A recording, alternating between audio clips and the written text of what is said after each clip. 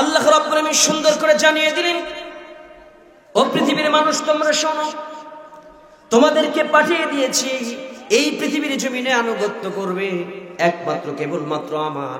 আল্লাহ তাআলা সুন্দর করে জানিয়ে দিচ্ছেন, ইয়া আইয়ুহান নাস উবুদু রাব্বাকুমুল্লাযী খালাকাকুম ওয়াল্লাযীনা মিন ক্বাবলিকুম লাআল্লাকুম তাত্তাকুন। ইয়া আইয়ুহান নাস, হে মানব জাতি, উবুদু রাব্বাকুমুল্লাযী খালাকাকুম, সেই রবের প্রশংসা করো, সেই রবের আনুগত্য করতে হবে যে রব তোমাকে সৃজন করেছেন। এই পৃথিবীর জমিনে তোমাকে শুধু সৃজন করেন নাই, তোমাদের পূর্ববর্তী যারা তাদেরকেও সৃজন করেছেন। আশা করা যায় তোমরা মুত্তাকি হতে পারবে, বলেন সুবহানাল্লাহ। এই পৃথিবীর জমিনে তামাম পৃথিবীতে ইয়া আইয়ুহান নাস বলা হয়েছে, যত মানুষ রয়েছে, হিন্দু বলেন, খ্রিস্টান বলেন, মুসলমান বলেন, সমস্ত মানুষদেরকে আল্লাহ পৃথিবীতে সৃজন করেছেন একটা মাত্র উদ্দেশ্য, কার আনুগত্য করতে হবে, কথা বলেন। তাহলে আমরা গোলামি করব একমাত্র কেবলমাত্র কার? এই পৃথিবীর জমিনে দাসত্ব করব কার? আইন চলবে কার? হুকুম চলবে কার? সৃষ্টি যার, এই পৃথিবীতে হুকুম চলবে তার, কথা বলেন ঠিক কিনা? তাহলে এই পৃথিবীতে আমাদেরকে আল্লাহ পাঠিয়েছে গোলামি করার জন্য। নবী রাসূলদেরকে পাঠিয়েছে, তাদেরও একটা উদ্দেশ্য আছে না নাই তাদেরকে পাঠানোর? শুধু গোলামি নয়, গোলামির পাশাপাশি আরেকটা গুরু দায়িত্ব আল্লাহ তাআলা চাপিয়ে দিয়েছেন, কথা বলেন ঠিক কিনা? আল্লাহ রাব্বুল আলামিন সুন্দর করে জানিয়ে দিলেন, والذي أرسل رسوله بالهدى ودين الحق ليظهره على الدين كله ولو كره المشركون। والذي তিনি সে আল্লাহ, আল্লাযী মানে যিনি, আরসালা প্রেরণ করেছেন রাসূলহু তার রাসূলকে, দ্বীনি হক সত্য দিন সহ হিদায়াত সহ পাঠিয়ে দিয়েছেন, যাতে করে পৃথিবীর জমিনে যত দল, যত মতবাদ, যত চিন্তা চেতনা, তথাকথিত যত ধর্ম আছে, সমস্ত ধর্মের উপরে ইসলামটাকে, দ্বীনটাকে বিজয় করতে পারে। জোরে বলেন সুবহানাল্লাহ। এই পৃথিবীর জমিনে যত নবী, যত রাসূল পৃথিবীতে এসেছেন, একটা মাত্র উদ্দেশ্য ছিল এই পৃথিবীর জমিনে আল্লাহর আইনকে, দ্বীনটাকে প্রতিষ্ঠিত করা, কথা বলেন ঠিক কিনা? সেই নবী রাসূল চলে গেছেন, নবীদের সেই দায়িত্বটা এখন কারা পালন করবে? এই পৃথিবীর জমিনে যারা কোরআনের ধারক বাহক, এই কোরআনের কথা যারা বলে, এই সমস্ত আলেম ওলামাদের দায়িত্ব এখন সেইটা আছে না নাই? তাহলে এই পৃথিবীতে নবী এবং রাসূলদেরকে পাঠিয়ে দেওয়া হয়েছে, আল্লাহর এই জমিনে আল্লাহর আইন চলবে। এই পৃথিবীতে ব্রিটিশের আইন নয়, একমাত্র কেবলমাত্র কার আইন দিয়ে সমাজ চলবে? কার আইন দিয়ে রাষ্ট্র চলবে? কার আইন দিয়ে সংসদ চলবে? আল্লাহর আইন দিয়ে। এই কথাটা আমার না আল্লাহর? কিন্তু পাশাপাশি আল্লাহ তাআলা একটা কথা বলেছেন, ওয়ালাউ কারিহাল মুশরিকুন।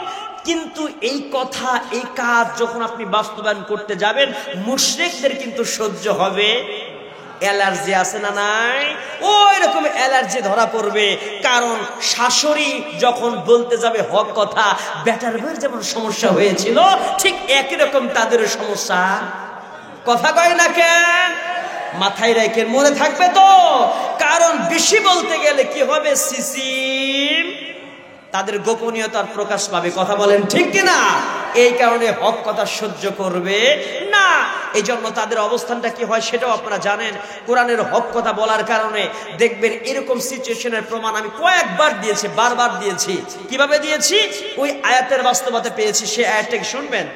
আল্লাহ রাব্বুল আলামিন সুন্দর করে বললেন, وَإِذَا تُتْلَى عَلَيْهِمْ آيَاتُنَا بَيِّنَاتٍ تَعْرِفُ فِي وُجُوهِ الَّذِينَ كَفَرُوا الْمُنكَرَ يَكَادُونَ يَسْطُونَ بِالَّذِينَ يَتْلُونَ عَلَيْهِمْ آيَاتِنَا। জোরে জোরে বলি আল্লাহু আকবার। وَإِذَا تُتْلَى عَلَيْهِمْ آيَاتُنَا, এই কোরআনের আয়াত যখন তেলাওয়াত করা হবে দেখবেন কিছু মানুষের চেহারা এমন হয়, তাদের চোখে মুখে অসন্তুষ্টির চিহ্ন ফুটে ওঠে, হুজুরকে দেখলেই তাদের গায়ে জ্বলে, তারা অন্তরে যেন বলতে থাকে মনে বড় জ্বালা রে এই পাঞ্জাবিওয়ালা। কথা মনে বড় জ্বালা, পাঞ্জাবিওয়ালা আছে না নাই? এখানে শেষ নয়, হক কথা বলার কারণে দেখবেন আক্রমণাত্মক ভাবে ওই বক্তাকে, ওই আলেমকে দেখবেন আক্রমণাত্মক ভাবে তাকে স্টেজে এসে পর্যন্ত থ্রেট দেয়, বলে হুজুর রাজনীতি বন্ধ করেন, আছে না নাই? হক কথা বন্ধ করেন, আছে না নাই? কবর রস করেন, হুজুর খালি বলবেন বাবা কাঁদো, বাবা কাঁদো, কথা বলেন। এগুলো অস করেন, আসমানের অস করবেন, সিদরাতুল মুনতাহা সেদিয়া আর শাজিমে কি হলো, নবী কিভাবে ভ্রমণ করলো, জাহান্নামের কি আযাব, কবরের কি আযাব, এগুলো বলবেন। পৃথিবীতে কে কি করে খায়, সুদ খায় না ঘুষ খায়, টেন্ডারবাজি না সাদাবাজি, এগুলো নিয়ে আপনারা তো জ্বলে খায়, কথা কয় না কেন? এগুলো বাদ দিয়ে অস করেন, আছে না নাই? এই জন্য আল্লাহ তাআলা নবী রাসূল পাঠাইছে যে হুজুর খালি কবরের আলোচনা করবেন। রাসূল খালি কবরের কথা কইছে, দুনিয়ার কোনো কথা কয় নাই। না, রাসূল কবরের আযাব থেকে কেমনে মুক্ত হওয়া যায়, কবরের আওয়াজ শুনলে শুধু কবরের আযাব থেকে মুক্ত হওয়া যাবে না, এই দুনিয়াতে স্বচ্ছভাবে সুন্দরভাবে চলার জন্য রাসূলের জীবন আদর্শকে ফলো করতে হবে। কথা কোন ঠিক কিনা?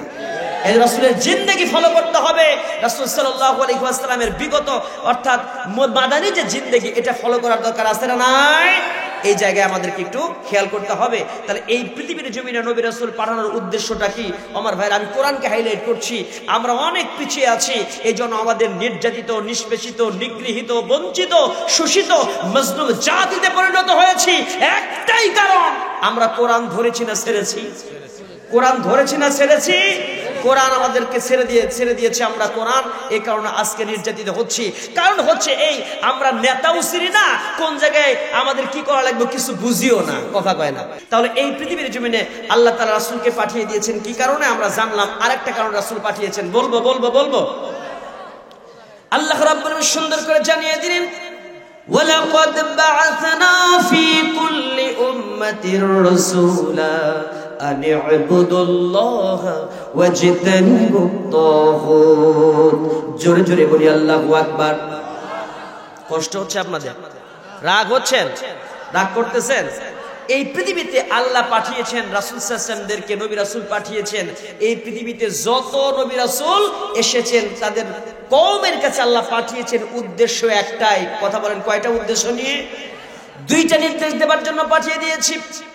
এই পৃথিবীর জমিনে আল্লাহ রাসূল পাঠিয়ে দেওয়া হয়েছে, নবী রাসূল পাঠিয়ে দিয়েছেন এই কারণে এই পৃথিবীতে আল্লাহর ইবাদত করার জন্য এবং তাগুতকে বর্জন করার নির্দেশ দেওয়ার জন্য। জোরে বলেন সুবহানাল্লাহ। তোমার ভাইয়েরা, তাহলে এই পৃথিবীতে আল্লাহ তাআলা নবী রাসূল পাঠিয়ে দিয়েছেন কি কারণে? যে একমাত্র একটা কারণ হচ্ছে আল্লাহর ইবাদত করতে হবে, আর দুই নাম্বার কারণ হচ্ছে এই পৃথিবীর জমিনে তাগুতকে বর্জন করে চলতে হবে। কথা বলেন ঠিক কিনা? তাগুতকে সাথে করে কোনো ব্যক্তি যদি এই পৃথিবীতে ইবাদত করে তাহলে আল্লাহর কাছে সেটা গ্রহণযোগ্য হবে হবে না। তাগুত সেটা কি? একটু তাগুত আমাদের তাগুত সম্পর্কে জানার দরকার আছে না নাই? বলতে পারবেন তাগুত মানে কি? তাগুত মানে কি বলতে পারছেন না? আচ্ছা, একটু আমি সহজ ভাষায় বলি। তাগুত হচ্ছে ওই শক্তি, যেই শক্তি এই পৃথিবীতে নিজেও আল্লাহর আইন মানে না, মানতে আরেকজনকেও দেয় না। আছে এই শক্তিটা, আছে না নাই? নিজেরাও কোরআনের কথা শুনবে না, আবার কেউ কোরআনের কথা শোনার জন্য আয়োজন করুক সেটাও হতে দেবে, আছে না নাই? তাগুত হলো ওই শক্তি। একটু খেয়াল করে দেখেন, নিজে হারাম পথে চলবে, আবার সেই ব্যক্তি পৃথিবীর জমিনে হালালকে হারাম করবে, আর হারামকে তারা হালাল করতে চায়, তারাই হচ্ছে পৃথিবীর জমিনে তাগুতি শক্তি। খেয়াল করে দেখেন এই পৃথিবীর জমিনে কি হয়েছে। আল্লাহ তাআলা মদকে হারাম করে দিয়েছেন, জুয়াকে হারাম করে দিয়েছেন। এই পৃথিবীতে আপনারা দেখবেন ক্যাসিনো আর মদ জুয়ার জন্য প্রমোট করে। যে এলাকাতে বেশি সংখ্যক মদখোর পাওয়া যাবে ওই এলাকাতে মদের লাইসেন্স দেওয়া হবে।